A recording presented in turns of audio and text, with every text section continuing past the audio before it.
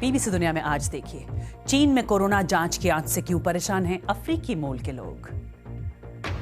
चीन में अफ्रीकी मूल के लोग कर रहे हैं नस्लभेद की शिकायत। पीड़ितों का आरोप, जांच के नाम पर हो रहा है जुल्म। चीन ने आरोपों को किया खारिज, कहा अफ्रीकी हमारे भाई, नहीं हो रहा भेदभाव। स्वागत है आपका बीबीसी दुनिया में। मैं हूं सारिका सिंह। कवर स्टोरी में चीन पर लगे नस्लभेद के आरोप की होगी चर्चा, लेकिन पहले हेडलाइंस। भारत में संक्रमण के मामले बढ़कर हुए 12,500 से ज्यादा। राहत की बात यह कि 325 जिलों में कोई केस नहीं। आईसीएमआर ने कहा हर 24 लोगों के टेस्ट पर मिल रहा है एक पॉजिटिव केस। दुनिया भर में करीब 21 लाख से ज्यादा लोग कोरोना वायरस की चपेट में। WHO ने कहा यूरोप से टला नहीं है खतरा, अगले कुछ हफ्ते बेहद अहम। यूरोपीय आयोग ने कहा वक्त पर मदद ना कर पाने की वजह से इटली से मांगनी चाहिए माफी। ब्रिटेन में 3 हफ्ते के लिए बढ़ेगा लॉकडाउन। इंटरनेशनल मॉनेटरी फंड ने एशिया के देशों को किया आगाह, कहा एशिया की अर्थव्यवस्था को गहरी चोट देगा कोरोना वायरस। इनमें से कुछ अहम खबरों की चर्चा आज बीबीसी दुनिया में।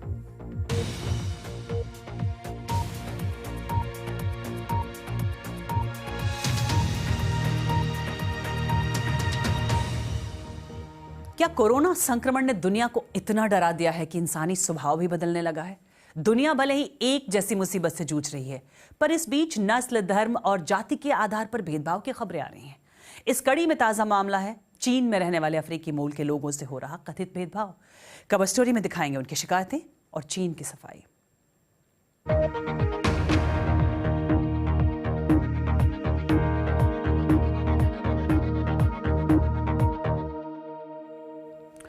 कवर स्टोरी पर चर्चा के पहले आपको बता देते हैं भारत में कोरोना वायरस की ताजा स्थिति। स्वास्थ्य मंत्रालय के मुताबिक कोरोना संक्रमण की चपेट में आए लोगों की संख्या बढ़कर 12,759 हो गई है। अब तक 420 लोगों की मौत हो चुकी है। वहीं इलाज के बाद 1,515 लोग बीमारी को मात भी दे चुके हैं। कोरोना वायरस के अर्थव्यवस्था पर खासा असर होने को लेकर चिंता भी जाहिर की जा रही है और आज प्रधानमंत्री नरेंद्र मोदी ने इसकी समीक्षा की। वहीं कांग्रेस के पूर्व अध्यक्ष राहुल गांधी ने कहा कि लॉकडाउन कोरोना वायरस का इलाज नहीं है। उन्होंने टेस्टिंग बढ़ाने पर जोर दिया, मजदूरों के लिए खाने का इंतजाम करने की भी मांग की। इस बीच अंतर्राष्ट्रीय मुद्रा कोष ने एशियाई देशों को आगाह किया है। IMF का कहना है कि कोरोना वायरस संक्रमण के कारण 60 साल में पहली बार एशियाई अर्थव्यवस्था के विकास का चक्का थम सकता है। अनुमान है कि इससे एशिया में सर्विस सेक्टर पर खासा प्रभाव दिखेगा। IMF का अनुमान है कि तरक्की के पैमाने पर एशिया को हासिल होगा 0 यानी 0 ग्रोथ। हालात 1990 के दशक के आखिर के एशियाई आर्थिक संकट काल से भी बुरे हो सकते हैं। वर्ल्ड बैंक ने भी कुछ दिन पहले कहा था कि भारत, श्रीलंका, नेपाल, भूटान और बांग्लादेश में आर्थिक विकास दर तेजी से नीचे आएगी। पाकिस्तान, अफगानिस्तान और मालदीव मंदी में घिर जाएंगे। IMF ने यह भी कहा है कि अगर महामारी पर काबू पा लिया गया तो साल 2021 में तरक्की का दौर फिर से वापस आ सकता है। IMF का कहना है कि जब पहले आर्थिक संकट का वक्त आया था तब हालात ऐसे थे कि लोग खरीदारी करने और खाना खाने बाहर जाते थे। ऐसे में छोटे कारोबार बच जाते थे, लेकिन इस बार लॉकडाउन के कारण हालात बदल गए हैं। ऐसे में IMF का कहना है कि लोगों और कारोबारियों को बचाने के लिए सरकारों को मदद के लिए आगे आना चाहिए। लेकिन सच्चाई ये है कि एशिया के कुछ ही देशों में इतनी आर्थिक कुव्वत है कि वो ऐसा कर पाए। IMF का अनुमान है कि चीन की विकास दर 1.2% रहेगी इस दौरान। पर चीन में चिंता की वजह इसके अलावा और भी है। चीन के लोगों पर भेदभाव के आरोप भी लग रहे हैं। चीन के शहर ग्वांगझो में अफ्रीकी मूल के लोगों ने शिकायत की कि उन्हें जबरदस्ती क्वारंटीन में रखा जा रहा है। दरअसल चीन में कोरोना संक्रमण रोकने के लिए विदेशियों की कड़ी जांच पड़ताल की जा रही है और अफ्रीकी मूल के लोगों का आरोप है कि उन्हें इसी बहाने परेशान किया जा रहा है। क्वारंटीन के नाम पर मुझे यहाँ 2 दिनों से बंद करके रखा गया है। नाइजीरिया के रहने वाले साइमन को उनकी मर्जी के खिलाफ इस अस्पताल के कमरे में बंद करके रखा गया है। साइमन उनका बदला हुआ नाम है क्योंकि वो अपनी असल पहचान गुप्त रखना चाहते हैं। उन्हें उनके घर से ये कहते हुए उठा लिया गया कि अफ्रीकी मूल के लोग चीन में कोरोना का संक्रमण फैला रहे हैं। फिर उन्हें क्वारंटीन कर दिया गया। यहाँ यूरोपीय और अमेरिकी लोग भी हैं, लेकिन उनके साथ तो ऐसी जबरदस्ती नहीं की जा रही है। इनका कहना है कि ये 3 साल से ग्वांगझो में रह रहे हैं, इनकी कोई ट्रैवल हिस्ट्री नहीं है और ना ही ये किसी भी संक्रमित व्यक्ति के संपर्क में आए हैं। साइमन ने बताया कि कोविड-19 टेस्ट में वे नेगेटिव पाए गए, फिर भी उन्हें क्वारंटीन में रखा गया है। यहाँ कुछ युगांडा और अफ्रीका के लोग भी हैं। कुल मिलाकर बात यह है कि अगर आप काले हैं तभी आपको क्वारंटीन में रहने के लिए कहा जा रहा है। मैंने हमारी सरकार से कहा है कि अगर मुमकिन हो तो हमें घर वापस बुलाने के लिए एक विमान भेजें। बीबीसी ने ऐसे कई लोगों से बात की जिनका कहना था कि उन्हें जबरदस्ती क्वारंटीन में रखा गया है। दरवाजे को देखिए, ये बाहर से बंद है। मैं बाहर नहीं जा सकता हूँ। उन्होंने बाहर से बंद किया है। चीन को डर है कि बाहर से आए लोगों में अगर वायरस मिला तो स्थिति फिर से खराब हो सकती है। ग्वांगझो सरकार का कहना है कि उन्होंने शहर में रहने वाले हर एक अफ्रीकी व्यक्ति का टेस्ट किया है। समुदाय के लोगों का कहना है कि उन्हें जबरदस्ती घरों से उठाकर होटलों में जाने को कहा जा रहा है। जिनके पास पैसे की कमी है वो सड़क पर सोने को मजबूर हैं। चीन में मौजूद मैकडॉनल्ड्स की एक ब्रांच में ग्राहकों को एक पर्चा बांटा गया था जिसमें लिखा था कि काले लोगों को सर्विस नहीं दी जाएगी। हालांकि बाद में मैकडॉनल्ड्स ने इसके लिए माफी मांगी। वहीं चीनी सरकार लगातार जोर दे रही है कि वहां किसी किस्म के नस्लीय भेदभाव की जगह नहीं है। अफ्रीका के लिए चीन की मित्रता की संधि खत्म नहीं हुई है और अफ्रीकियों की चीन के प्रति दोस्ती को हिलाया नहीं जा सकता। हम अपने अफ्रीकी भाइयों के साथ भेदभाव नहीं करेंगे। वायरस के शुरुआती दिनों में भी हुबे और वुहान में फंसे 3000 अफ्रीकी छात्र सुरक्षित थे। सिर्फ एक छात्र संक्रमित था, वो भी बाद में ठीक हो गया था। महीनों बाद जब चीन में ज्यादातर लोग सामान्य जीवन की तरफ लौट रहे हैं, तब ग्वांगझो में एक समुदाय लॉकडाउन झेल रहा है। भेदभाव की खबरें खुद दक्षिण अफ्रीका से भी आ रही हैं, जहां अपने ही देश में उन लोगों को दिक्कतें आ रही हैं जिनका कोविड-19 टेस्ट पॉजिटिव आया है।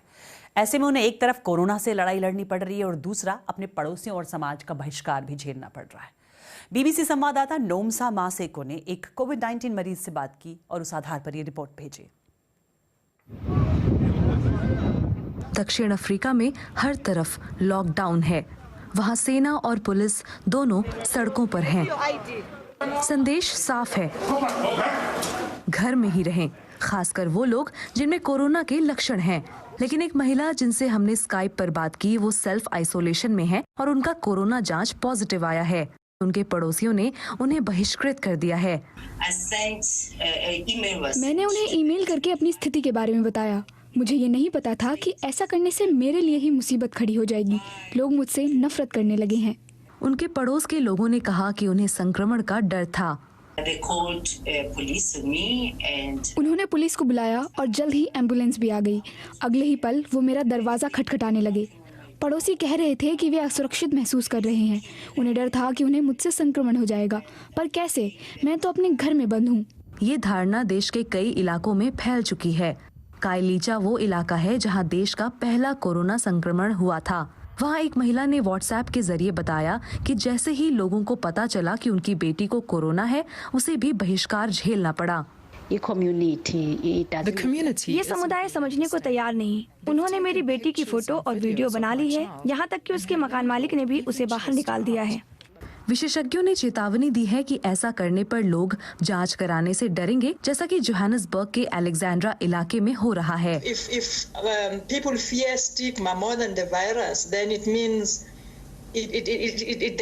लोग अगर वायरस से ज्यादा सामाजिक बहिष्कार से डरेंगे तो एक दीवार बन जाएगी। वो खुद से जांच नहीं कराएंगे और अगर कराया तो भी सच्चाई बताने से डरेंगे।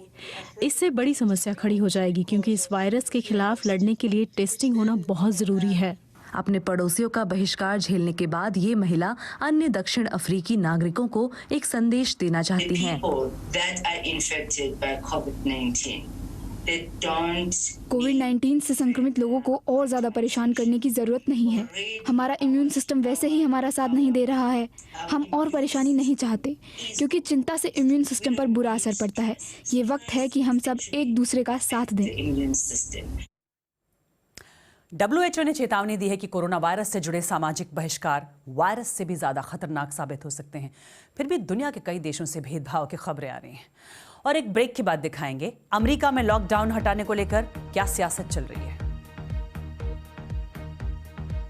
और ब्रिटेन में एशियाई मूल के लोगों में कोरोना संक्रमण के मामले ज्यादा क्यों। जानेंगे एक ब्रेक के बाद।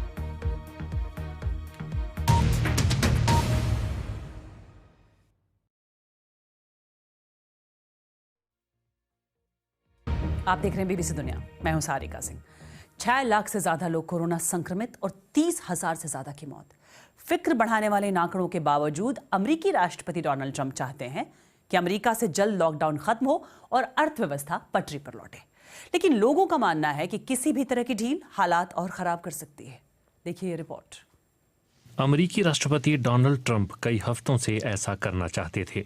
ट्रंप आने वाले वक्त में इस बात का ऐलान कर सकते हैं कि दुनिया की सबसे बड़ी अर्थव्यवस्था जल्द ही दोबारा पटरी पर लौटने वाली है। Thank you very much. The data suggests that nationwide we have passed the peak on new cases.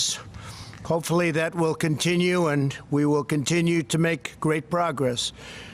These encouraging developments have put us in a very strong position to finalize guidelines for states on reopening the country, which we'll be announcing. We're going to be talking about that tomorrow. Corona virus से अब तक 30,000 से ज्यादा अमेरिकियों की मौत हो चुकी है। ये दुनिया में किसी भी देश में हुई मौतों के आंकड़े से ज्यादा है।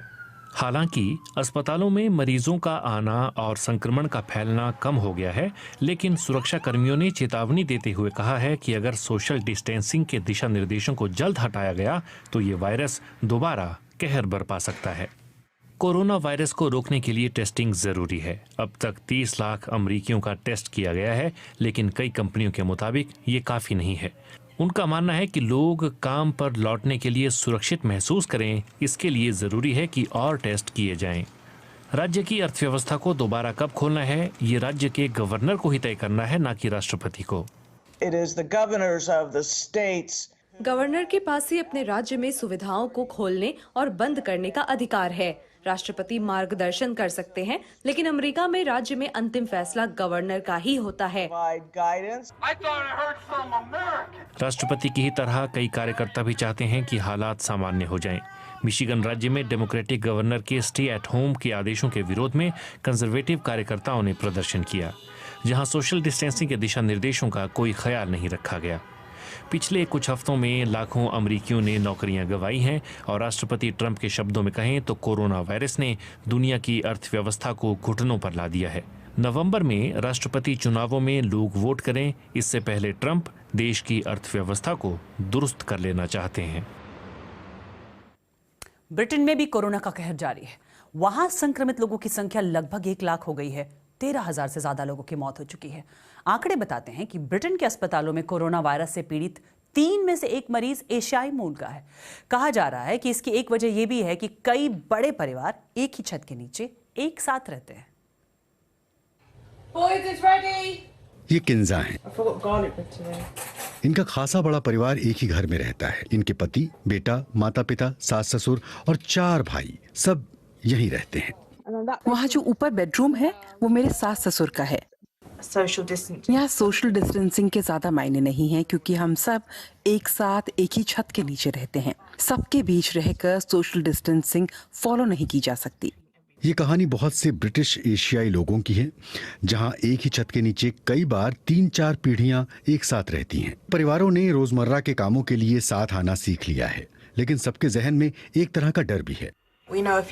हम कई लोगों को जानते हैं जिनका हाल ही में इंतकाल हुआ और उनके जनाजे में सिर्फ 5 ही लोग शरीक हो पाए। एक मुस्लिम होने के नाते हम ये मानते हैं कि किसी भी मुसलमान के जनाजे में कम से कम 100 लोग शरीक होते हैं। अपनी आशंकाओं के बावजूद ये परिवार लॉकडाउन के वक्त खुद को व्यस्त रखने का तरीका निकाल रहा है। कोरोना वायरस से लड़ने की कोशिश करते स्थानीय समुदाय के नेताओं के लिए ब्रेडफोर्ड की ये भीड़ भाड़ वाली सड़कें किसी चुनौती से कम नहीं। सच्चाई ये है कि युवा पीढ़ी कोविड-19 को लेकर ज्यादा चिंतित नहीं है, लेकिन जोखिम तब है जब ये लोग अपने घरों को वापस जाते हैं। तब इनका अपने माता पिता, घर के बुजुर्गों को संक्रमित करने का खतरा बढ़ जाता है। इस भीड़ भाड़ वाले इलाके और घरों में रह रहे परिवारों के संक्रमित होने का खतरा ज्यादा है। यही वजह है कि एशियाई मूल के इन परिवारों के लिए खुद को कोविड-19 के संक्रमण से बचाए रखना किसी चुनौती से कम नहीं। और एक वायरस जो पूरी दुनिया के लोगों के जीने का तरीका बदल रहा है। और एक ब्रेक के बाद देखिए कैसे तकनीक कर रही है कोरोना वायरस से लड़ने में मदद। जानेंगे एक ब्रेक के बाद।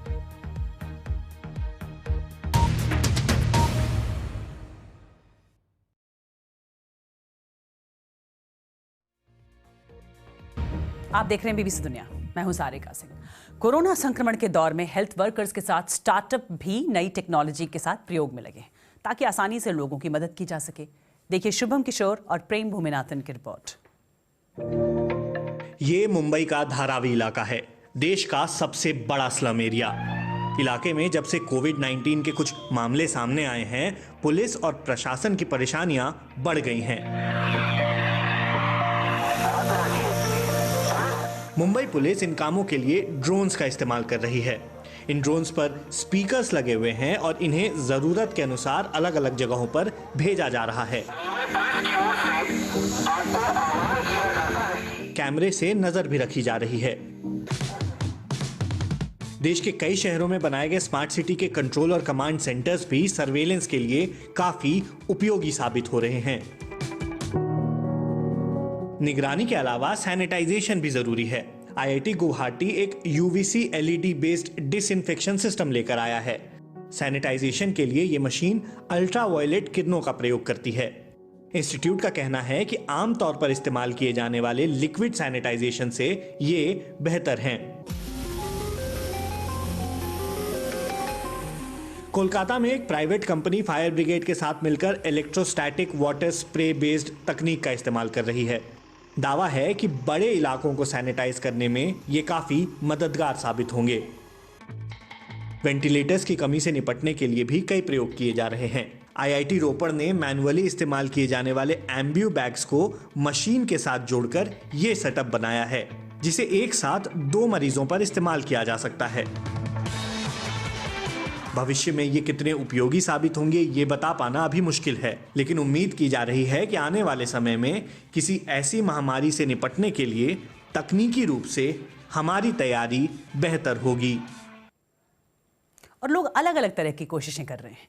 जब कई लोग अपने घरों के अंदर बंद हैं, ऐसे में उनके दरवाजों पर मुस्कुराने की एक वजह छोड़ जाता है कैलिफोर्निया का एक परिवार, जो अपने पड़ोसियों के घर जाते हैं, तोहफे के तौर पर खूबसूरत फूल छोड़कर आते हैं। परिवार की एक सदस्य को कैंसर था और कोई फूल देता था तो उन्हें अच्छा लगता था, इसलिए अब फूलों के जरिए वो आइसोलेशन के इस दौर में थोड़ी खुशियां बांट रही हैं।